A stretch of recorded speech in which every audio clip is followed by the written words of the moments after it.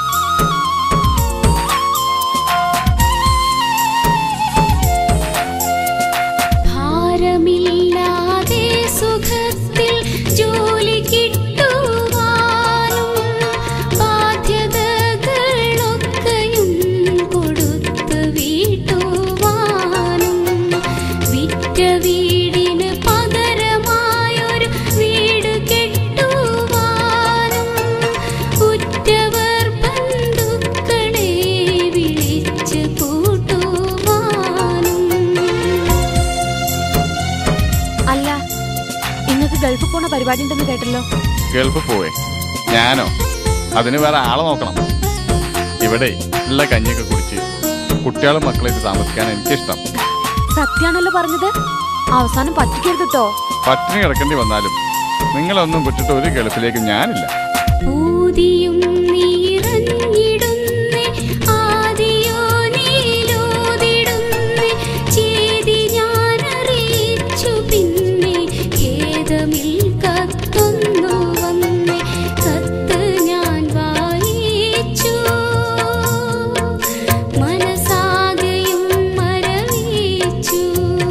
അവരെ കൊണ്ട് കഴിയുമ്പോലൊക്കെ അവൻ ശ്രമിക്കുന്നുണ്ടെന്നാ ഞാൻ കേട്ടത്. ഞാനിപ്പോ ഇവിടുന്ന് എന്ത് ചെയ്യാനാ? പറ്റുന്നോലായിട്ടൊക്കെ ഞാൻ ബന്ധപ്പെടുന്നുണ്ട്. എന്ത് ബന്ധപ്പെടുന്നുണ്ട് എന്നപ്പ അറിയുന്നത്? 5-8 മാസമായിട്ട് ഗൾഫിലുള്ള ഒരുത്തന് പണിയില്ലാണ്ട് നടക്കേ. ഇത് പറഞ്ഞ മനുഷ്യന്മാര് വിശ്വസിക്കൂ? പണി എങ്ങനെ ഇങ്ങോട്ട് വരുമോ? ഇറങ്ങി അന്വേഷിക്കണ്ടേ? ഓനൊരു തന്റെ ഇടവും സാമർത്ഥ്യം ഇല്ലാത്തവനായിപ്പോയി. എന്ത് ചെയ്യാനാ? പടച്ചോനോനെ കഴിച്ചലാ.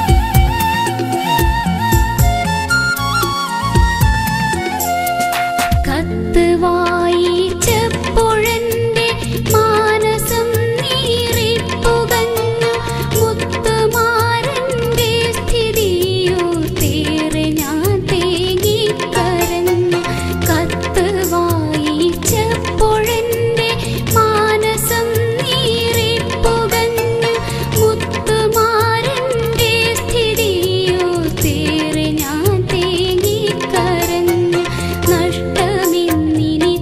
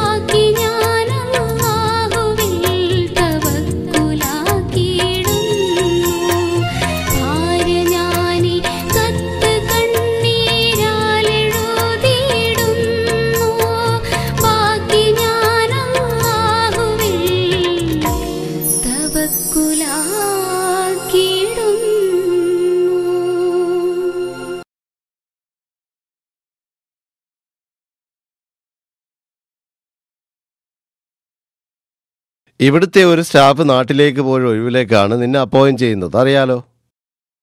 3 മാസം കഴിഞ്ഞ് അവൻ തിരിച്ചു വരും. അന്നേരം നീ എന്താ ചെയ്യുക? ഞാനിവിടുന്ന് ഇറങ്ങിത്തരാം. അത് നിനക്ക് ഓർമ്മയുണ്ടായാൽ മതി. മാസത്തിൽ 800 ദിർഹം ശമ്പളം. താമസ സൗകര്യം തൽക്കാലം നീ തന്നെ കണ്ടുപിടിക്കണം. ഈ കാര്യങ്ങളെക്കുറിച്ചൊക്കെ ബാബ നിന്നോട് പറഞ്ഞിട്ടുണ്ടാവുമല്ലോ.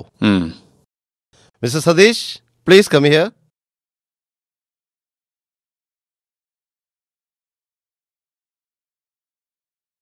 സർ. ഷെരീഫിന് പകരമുള്ള അപ്പോയിൻമെൻറ്റാ. ഡ്യൂട്ടി എന്താണെന്നുള്ളത് കാണിച്ചു കൊടുക്കുക. ശരി സർ. ആ, പിന്നൊരു കാര്യം, ഇത് താൽക്കാലിക ജോലിയാണെന്ന് ബോധ്യപ്പെട്ട സ്ഥിതിക്ക് മെച്ചപ്പെട്ട നല്ല ജോലി അന്വേഷിച്ചുകൊണ്ടേയിരിക്കണം. അല്ലെങ്കിൽ ഇവിടുന്ന് ഇറങ്ങിയാൽ പിന്നെ ഉഴന്ന് നടക്കേണ്ടി വരും. നല്ലൊരു ജോലി തലപ്പെട്ട് കിട്ടിയാൽ ഉടൻ ജോയിൻ ചെയ്യണം. ഇവിടെ 3 മാസം തേക്കണല്ലോ എന്ന് കരുതി നീട്ടിക്കൊണ്ടു പോകരുത്. ആ, പോയിക്കോളൂ. നമ്മുടെ ഷെരീഫിന് പകരമുള്ള പുതിയ അപ്പോയിൻമെന്റാ. എന്താ പേര്? അബ്ദുറൌഫ്. ശരി.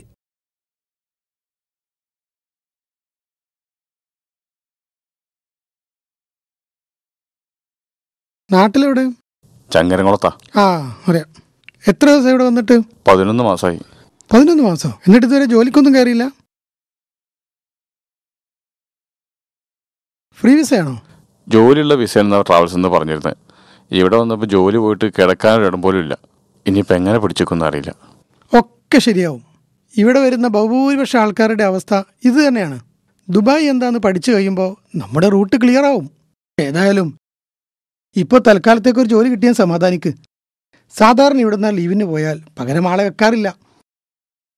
അയാൾ തിരിച്ചു വരുന്നവരെ ആ ജോലി ഞങ്ങൾ തന്നെ ചെയ്യാറാണ് പതിവ്. ആട്ടെ, എത്ര ശമ്പളം പറഞ്ഞത്? 800 ദിർഹം. 800 ദിർഹം ഇവിടെ കാലിച്ചായക്ക് തികയില്ല. അത്രക്ക് വലിയ ചെലവാ ദുബായിൽ. ഏതായാലും വെറുതെ ഇരിക്കുന്നതിനേക്കാളും ഭേദാന്ന് കൂട്ടിയാൽ മതി. ഇവിടെ എവിടെയെങ്കിലും തൽക്കാലം താമസിക്കാനൊരു സ്ഥലം കിട്ടുമോ? ഞാനൊന്ന് അന്വേഷിക്കട്ടെ. ഏതായാലും ജോലിക്ക് ജോയിൻ ചെയ്യേ.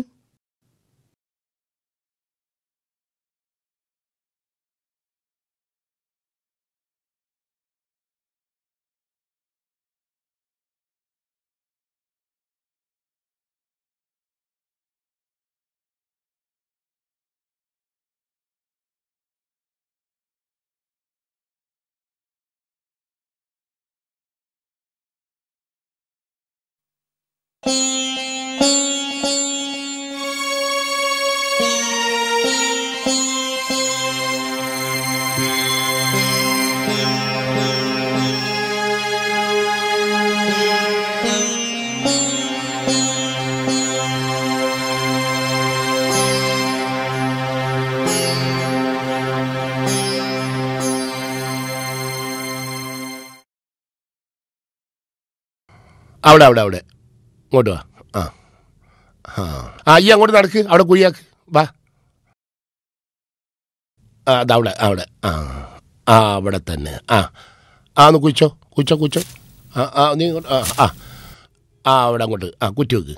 ആ അവിടെ അടി അടി അടി. ആ അടി അടി അടി. അമരട്ടൊന്നും കൂടി. ആ ആ മതി. ആ നീ ആ ചേട്ടേമ കെട്ട്.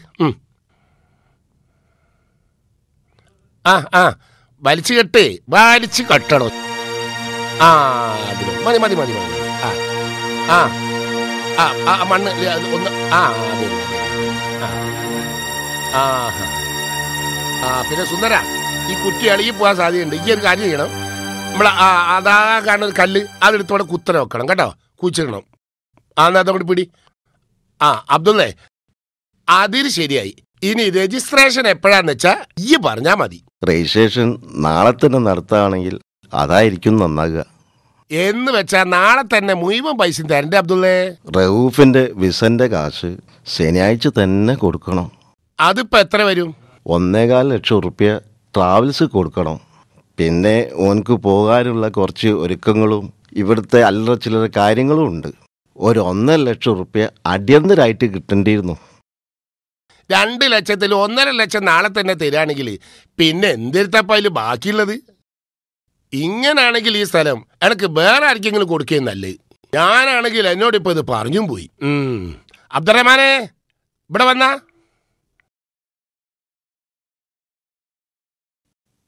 എന്താ പാപ്പ? ഇവർക്ക് പൈസ പെട്ടെന്ന് വേണ്ടിയിരുന്നാ പറയണത്. ഇപ്പൊ എന്താ ചെയ്യാ? കാര്യങ്ങളൊക്കെ റൌഫ് പറഞ്ഞു. കഴിയുന്നത് വേഗം രജിസ്ട്രേഷൻ നടത്തി കൊടുക്കായിരുന്നു. അല്ല, എന്നാ അപ്പം നിങ്ങൾ വീട് ഒഴിഞ്ഞു തരിക?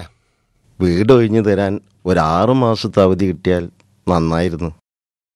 അതെന്ത് ഭർത്താനാണ് അബ്ദുള്ളേ? രജിസ്ട്രേഷൻ നാളെ തന്നെ നടത്തേ വേണം, വീട് ഒഴിഞ്ഞു തരാൻ 6 മാസം അവധിയും കിട്ടണം. മേലേത്താലും ഒരു 3 മാസമൊക്കെയാണ് സാധാരണ നിലക്ക് അവധി കൊടുക്കല്. അൻ്റെതൊക്കെ ഒരു പുതുമാതിരിയാണല്ലോ. ഇനിയിപ്പോൾ അത് പറഞ്ഞിട്ട് കാര്യമല്ല, ഒക്കെ എന്നെ പറഞ്ഞാൽ മതി. എന്താ അത്രമാനെ ചെയ്യണത്? അതിപ്പോ വീടായതുകൊണ്ട് 6 മാസം അവധി കൊടുക്കുന്നോണ്ട് കുഴപ്പമില്ല. ഈ പോരെ വാർത്തല്ലേ റൌഫ്, അന്റെ ചങ്ങായിയാന്നുള്ളതൊക്കെ ശരിയാണ്. പക്ഷേ ഇടപാടിൽ ചങ്ങാതിത്തൊന്നും വേണ്ട കേട്ടോ. അതിപ്പോ അങ്ങനല്ല, ഞാന് പിന്നെ കിടന്നുരുളണ്ട. അബ്ദുള്ളേ, ഒക്കെ ഇപ്പൊ ഈ വിചാരിച്ച മാതിരിയാ ഭരണത്. ഏതായാലും രജിസ്ട്രേഷൻ നാളെ തന്നെ നടത്താം. അന്റെ ആധാരം കൊണ്ട് എടുക്ക്, ഇന്ന് തന്നെ എഴുതാൻ കൊടുക്ക. അല്ലെങ്കിലേ അത് പിന്നെ അങ്ങനെ നീണ്ടു.